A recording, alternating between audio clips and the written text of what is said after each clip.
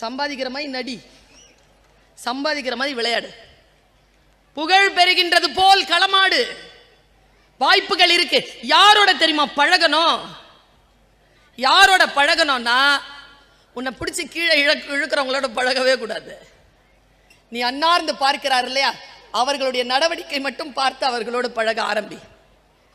மிக சிறப்பானவர்களோடு உங்களுடைய புத்தியையும், உங்களுடைய பிசிக்கலா கூட நீங்க கூட இல்லாமல் இருக்கலாம், ஆனால் அவர்கள் கருத்துகளோடு உடன் இருங்கள். பெரிய விஷயங்களை யோசியுங்கள். கணவன் மனைவி எவ்வளவு வேணாலும் சண்டை போட்டுக்கோங்க, அப்பா அம்மா சண்டை போட்டுக்காதீங்க. முக்கியமா சொல்றேன், குழந்தையை தந்தை கண்டிக்கின்ற பொழுது நீங்கள் தாயாக இருக்கக்கூடிய நீங்கள் தந்தை போனதற்கு பிறகு தந்தையை குழந்தையிடம் திட்டாதீர்கள். தாய் கண்டிக்கின்ற பொழுது அந்த குழந்தைக்கு முன்னாலேயே தந்தை தாயை கண்டிக்காமல் இருங்கள். ஆளுமையான குழந்தைகள் உங்களுக்கு கிடைப்பார்கள். இன்னிலிருந்து ஒரு வார்த்தை சொல்றதை விட்டுருங்க. நீங்க எல்லாரும் சொல்ல ஆரம்பிச்சிட்டீங்க, நான் பாக்குறேன். இங்க பாருடா, நீ நல்லபடியா வளர்ந்து உருப்படியாகி நல்லபடியா போ, என்னையும் என் பொண்டாட்டியும் பார்க்க அவசியம் கிடையாது சொல்றீங்களா? அவன் நம்புறான், அப்படிதான் இருக்கிறான்.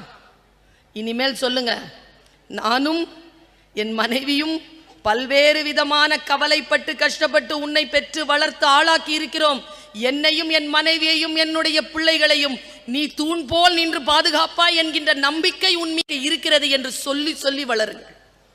ஒரு பாண்டேஜை கொடுங்க. குடும்பம் என்கின்ற அமைப்பு அற்புதமான அமைப்பு.